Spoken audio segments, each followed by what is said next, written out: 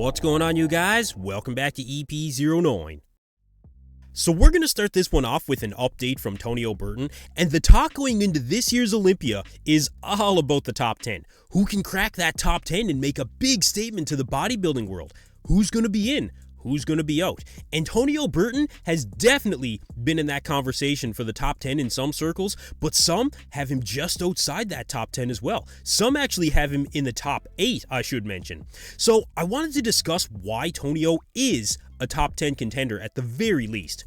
Now, Tonio is definitely looking on point here at 5 weeks out. The quad sweep, I think we can safely say, has improved since his victory at the 2023 New York Pro. I think he did gain some more overall mass, but that signature midsection is definitely here to stay. Not a single inch was added to that midsection in the process.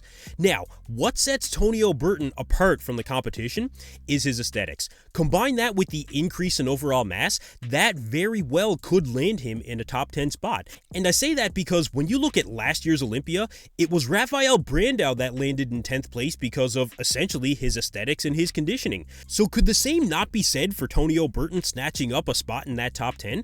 And although the top 10 is going to be stacked, you gotta remember, Rafael Brandao is not going to be on that Olympia stage. Ian Valliere is not going to be on that Olympia stage. And Big Ramy is not going to be on that Olympia stage.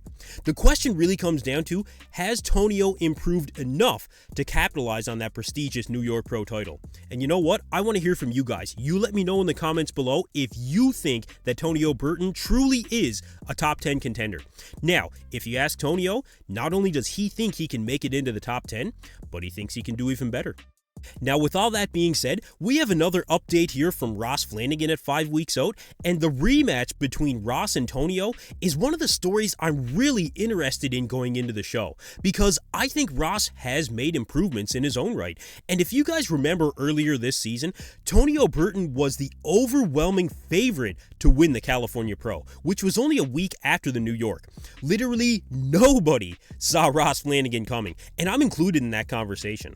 But Ross showed up absolutely peeled out of his mind, especially from the back. His back shots really shocked the bodybuilding world. He just had such detail in the back shots. It was incredible. And since that victory at the Cali Pro, the name of the game for Ross was really to put on more size. That's the feedback that he got from the judges after taking third at the Toronto Pro. That was only like a week or two after the Cali, and I would say that he has come up in size overall. The arms look bigger, the quads look bigger, and I think we will see an improved version of Ross Flanigan on the Olympia stage. But exactly how substantial the improvements are, we really will not know until show day.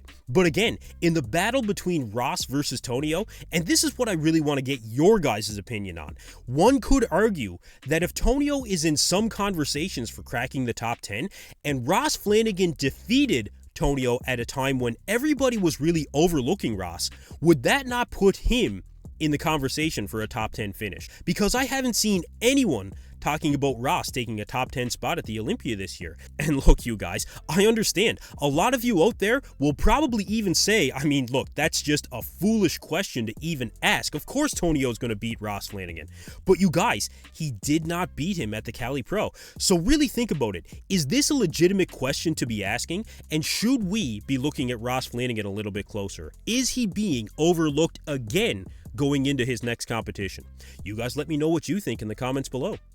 Alright, so next up, we do have an update here from Beef Stew, Stuart Sutherland, and this is a guy that went head-to-head with both Ross and Tonio, and actually did quite well, I might add. He took second to Tonio at the New York Pro, and finished 4th behind Ross, Tonio, and Sergio Oliva Jr. at the Cali Pro. So in this offseason update, Beef Stew has definitely made some substantial improvements in the hair department.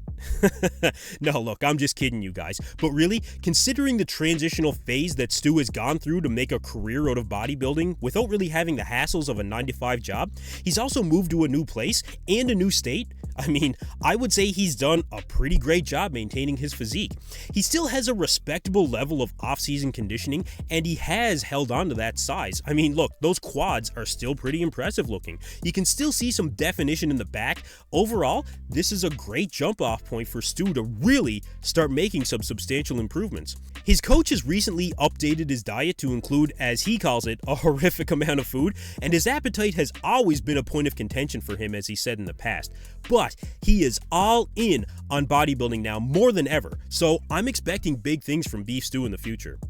Alright, so speaking of big things to round out this video, we have an update here from Derek Lunsford at 5 weeks out, and the differences from Derek on a weekly basis, probably on a daily basis at this point, are really becoming more and more measurable. Of all the back dates of any of the top Olympians, Derek's are by far the most impressive. It is absolutely overwhelming to see Derek hit these back shots. The lat development is unlike anyone else that we've seen out there. The roundness and pop to the muscle combined with that overall development and width is really what sets him apart from the competition. Even in the front lat spread, I mean, he just looks like he can literally rest his arms on his lats. They're that well developed. And what does Derek attribute to this ability to continue to improve? Well, as he calls it here, you guys, always one more. And look, I've heard Derek touch on this a number of times during this prep. Derek approaches every set with the same mindset.